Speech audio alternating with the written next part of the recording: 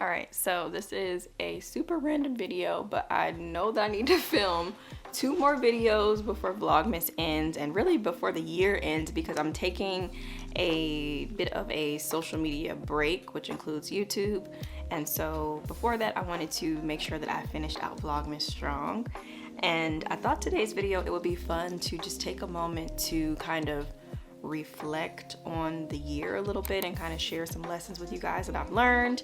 And then the next video, my final video for the year, is going to be more about just some things for you guys to help you, just in terms of just some things I've learned of like planning for the year and just some last bits of encouragement and things to share. So that's kind of what I'm thinking and how it's gonna go. So hopefully you guys have enjoyed Vlogmas and enjoy these final videos. But I am excited for a new year. I'm also kind of anxious for the new year. I'm not sure what it's gonna bring. I think last year was definitely a crazy year for a lot of us in a lot of different ways.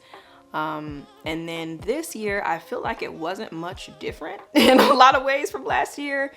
But for me, more in my personal life, there definitely were some major changes and updates and just overall just some different things. So I mainly just wanted to recap on some just exciting things that happened this year, some maybe not so exciting things, and just kind of share with you guys overall how that's been. So I did not take any notes for this, mainly because I have just been going, and I had my makeup on. I was like, I'm gonna sit down and I'm gonna film this. And so if it's all over the place, I apologize, but I don't think it will be. I kind of have my thoughts together of what I want to say. And y'all, I'm trying this new nail shape out. I got these press-on nails. I don't even know, I think it's that Kiss brand or something from the store the other day, but I just put them on not too long ago because I was filming a video for the planner. And y'all, I don't know, what do you think? Like, let me know, what do you think of this shape on my fingers? I think that's the thing, like on my fingers. I never know, does it look good? I don't know, it's different. I'm not really a long nail person, so I don't know how long these things are gonna stay on. I might end up pulling them off, or I might even clip them down and turn them into like that coffin shape or something. I don't know, but as of right now, it's been okay. But I know when I go to type is probably when I'll have an issue. Okay, but anyway, so the first thing I think I'll probably just really focus on is just some of the major things that happened this year. And really, if I had to narrow it down, I would probably narrow it down into about 3 things. I really just like the number 3. My mind works in 3s, so we'll just stick with 3. We'll just do 3, 3, and 3 of something. So first of all, just the 3 biggest changes, biggest exciting things, or whatever, however you want to call it. Number 1 would definitely have to be us moving to this house. If you don't know, we actually moved in May.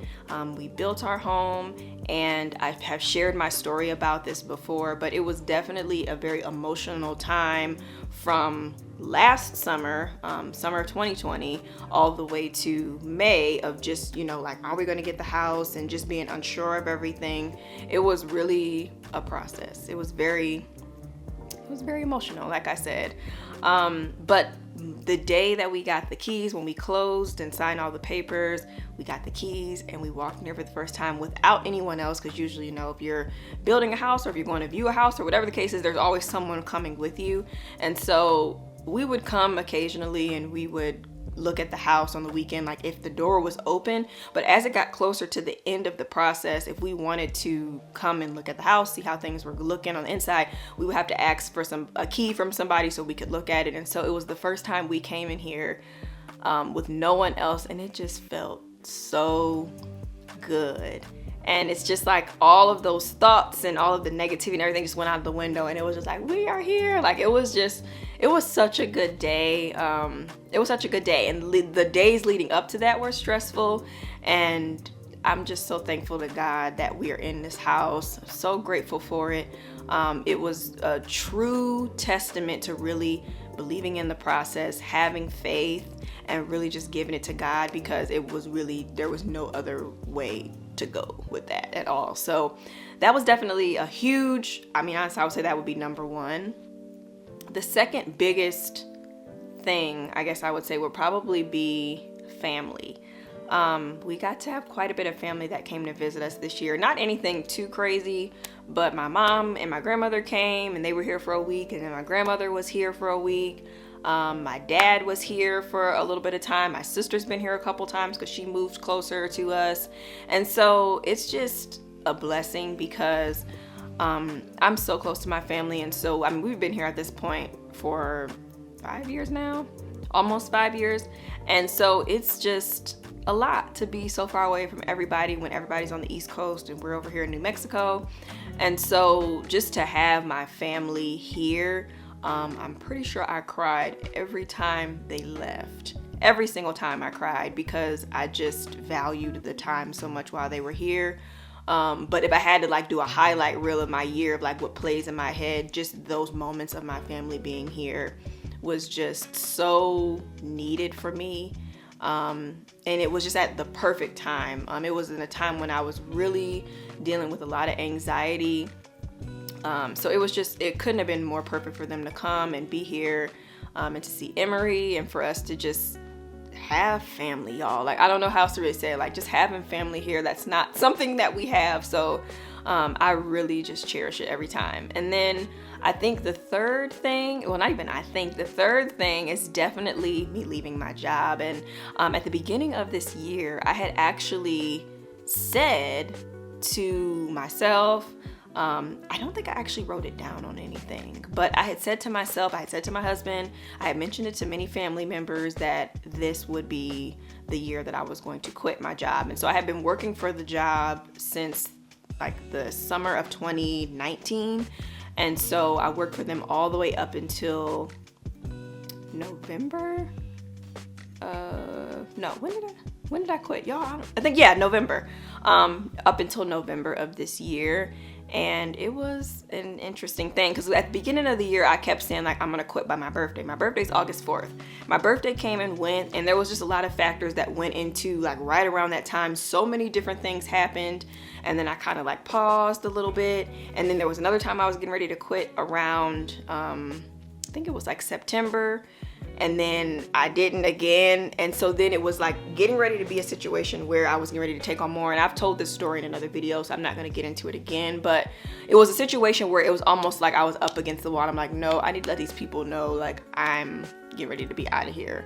Because I'm not going to be able to fully be present for this role like I should be. And, you know, as they should be able to expect. So I ended up leaving that. And that is amazing. And it's so funny because I was talking to my dad the other day, and I hadn't told him I left yet because we don't talk that often. We talk every now and then. And so when he was here to visit us, they came at like the middle of September, I think it was. Was it the middle of September? Yeah, I think it was the middle of September they were here. And I remember they were here and I had mentioned it, and I was like, yeah, I'm going to be quitting my job by the end of the year, you know, just kind of talking about like that's the hope and different things like that. And then it was so weird. I talked to my dad last week and he was like, so how's it been not having to do your job or whatever? And I was like, what? I mean, because he doesn't watch my YouTube channel, at least I don't think. And so I was like, how do you know that? I didn't even tell you yet. And he was like, oh, well, you told me you were going to quit by the end of the year. So, and it was just so reassuring to me and almost just a reminder to you that when we speak things into existence, when we claim things before we have them, it has so much power in that. And when you have people around you, when you tell people, you know, sometimes it's kind of scary to tell people about different things you're thinking and things you have planned for yourself. But for me to have mentioned that, and then for him to have basically just already been like going on with the conversation as if he already knew that I had quit. And I was like, but it just was, I don't know, like I almost, like I didn't cry, but like I wanted to, because like that was how full circle it felt for me. Because I'm like, wow, I literally am doing the things that I said I was going to do. You know, like I said I was going to quit by my birthday. I got in my way, you know, I made I made the excuses or whatever. And then it came back around again and I did it. And it's something to just say that there's power in our words. I mean, I don't know what else to say. There's power in our words. And just like you can say something positive, you can say something negative as well. And so always remember to just be careful what you say, and if it is something you really want, to speak it out loud, because it's important. I was actually on the phone with my sister the other day, and she had an interview for a new position that would of course be better income, it'd be a better opportunity for her, and she was saying like, well, hopefully, and I was like, no, hopefully is still kind of leaving that little ounce for it not to happen. So instead, just claim it, just say it, like, okay, I'm getting the job. And so I really wanted to share that because I think it's important. It's just really cool for that, to see that. And so I think, so that's definitely the big three things I would say. Lots of things happened this year, but that would probably just be the top if I had to name three. And then I'm going to do 3 lessons, and then I'm going to kind of just wrap it up with a little bow. Okay. So as far as lessons are concerned, I think one of the biggest ones I will say is just definitely that I have learned, if nothing else, we have to give ourselves grace. We have to be open to not being on all the time and realizing that we need rest. And so I feel like that all fits hand in hand for me, because I'm one of those people that can be very hard on myself when I'm not performing to the level of what I thought. If I had plans to do something this month and then XYZ happens and then now it's not happening, it's really hard for me to process that it's not happening sometimes. And I tend to look at myself as like, wow, you know, this is disappointing. You failed this month, or whatever the case is. And so this is the first year I can honestly say that I completely ignored that feeling, that voice, and really listened to my body. I listened to just overall how I was feeling mentally, and I just decided to turn off when I needed to. So I took a lot more breaks from social media this year. I took a lot more just opportunities to rest. I took naps. I really just decided to lean in a little bit more to what it looks like to just be gentle with myself and to give myself grace when I don't do every single thing on my list.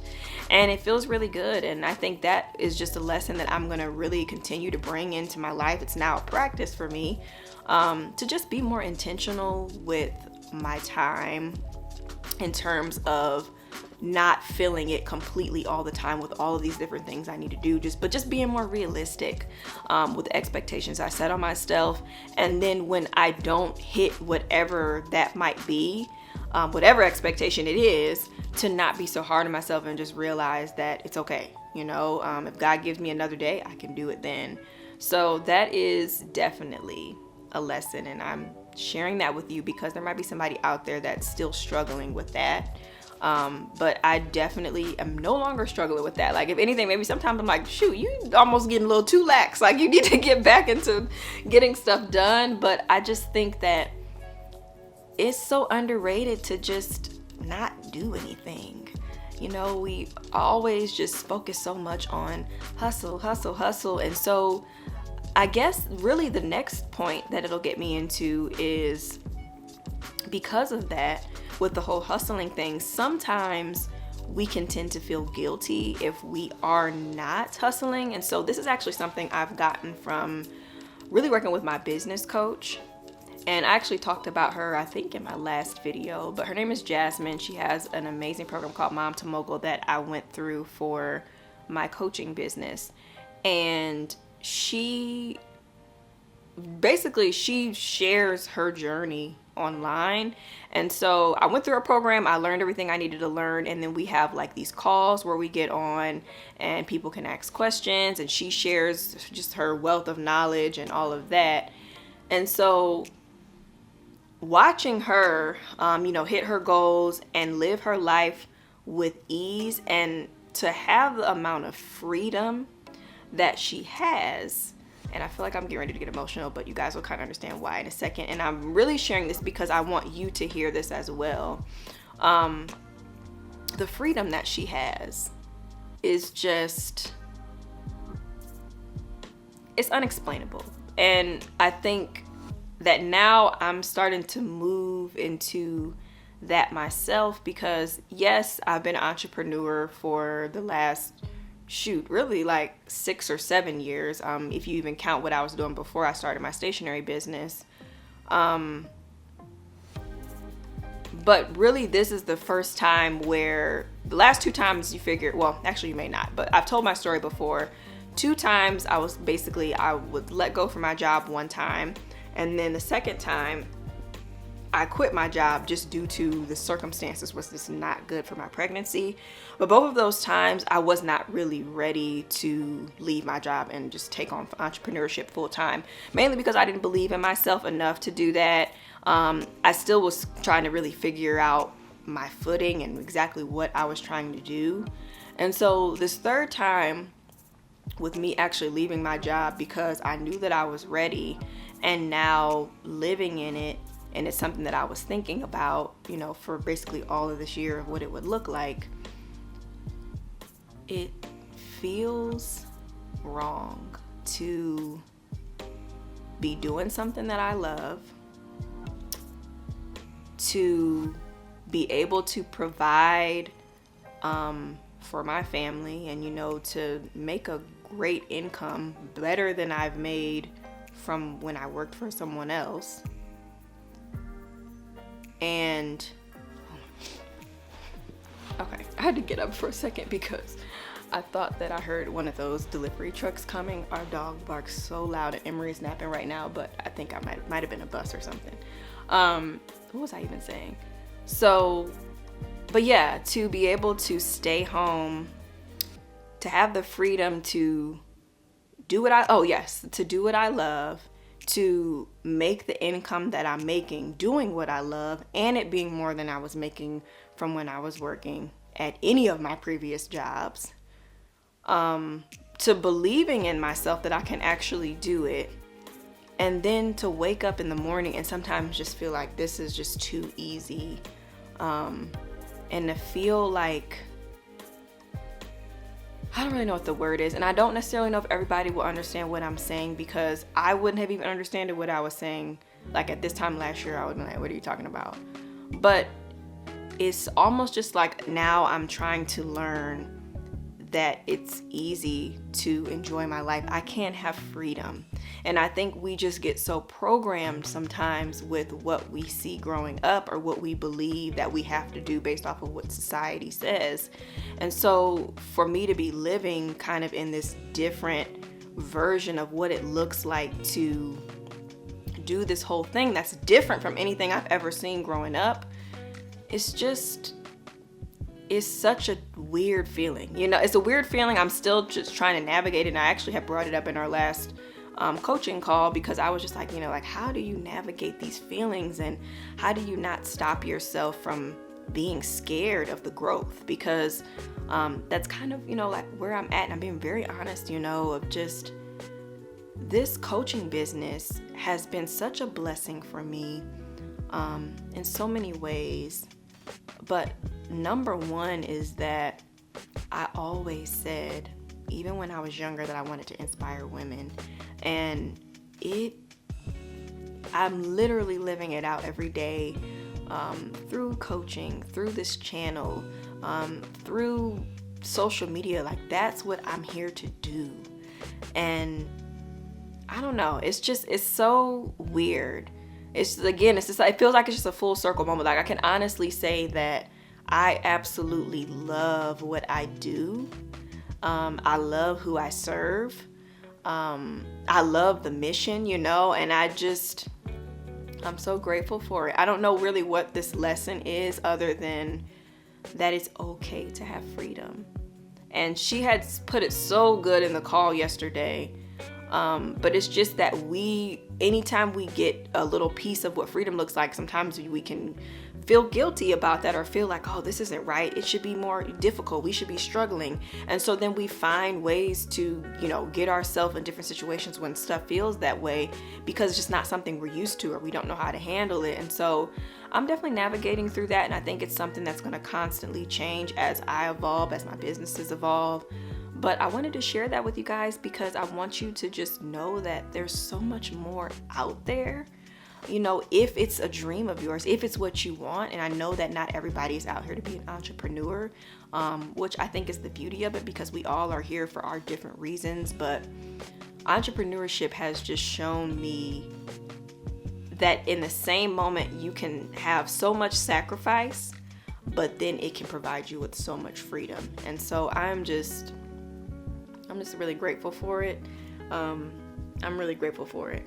And then the third lesson I would say from 2021 would be,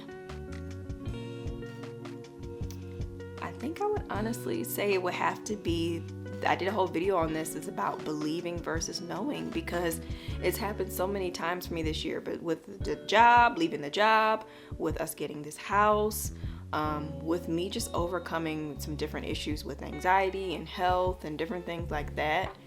It's one thing to know about something, it's one thing to know the facts about something, but it's another thing to believe and trust in God that it's going to happen for you. And I'm constantly living through that and seeing those examples every day. And so I guess really that is the lesson. That's the piece right there. It's just that you have to believe in something in order for you to truly see it to fruition. And then that just goes back to when I was saying about how I had said at the beginning of the year, you know, what I wanted to do, and I did it. And it's so funny, the other day I was looking on my my vision board that I actually made 2 years ago, because last year I made a small vision board and I kind of added some things, but I still have my main one because I created my vision board to be for my life vision, not necessarily just for a year. So everything on that vision board has not happened yet. So if anything I add to it, just like for this year, I'm going to sit down, I'm going to add to the vision board that I already have. But things on the vision board are already happening and I didn't even realize it, or things are on the vision board that I'm starting to look into that I forgot was on there. Because not like I wake up every morning and look at it. Maybe I should, I don't know, but I literally forget they're there. They're almost just like decoration in my office. And so I was looking at it and I was like, oh my gosh, this happened, or this is getting ready to happen, or this is something that I'm considering. And so it's just when you believe in something and when you speak it and when you feel it before you have it. I know some people call it manifestation. I really just call it giving it to God and believing. But when you do that, you are giving so much more power and energy to that happening and coming into your life than if you just let it sit in your head and just think about it. And I'm learning that more and more. So just be open to that. Be open to saying the scary things and just trying to figure out how to be comfortable even when it feels uncomfortable, even when what you're saying just sounds like it could be absolutely ludicrous for it to happen. But then when it happens, it's like, oh, okay, maybe this isn't so crazy. But I hope that you guys enjoyed this video. Definitely 2021 has been an abundant year for me in so many ways, and that was my word of the year, and so it could not have been a more fitting word. I'm actually going to talk about my word for the year in my next video, but or my word for 2022, I'm going to share that in my next video. But I'm grateful for this year. It's definitely been a year of clarity, focus, eye-opening in a lot of ways, and abundance. It definitely has. I can't even lie. And just my level of faith has gotten so much better. I have so much farther to go, but just in that as well. So that is it. I hope you guys enjoyed this video. Thank you so much for watching, and I will see you in the next one. Bye.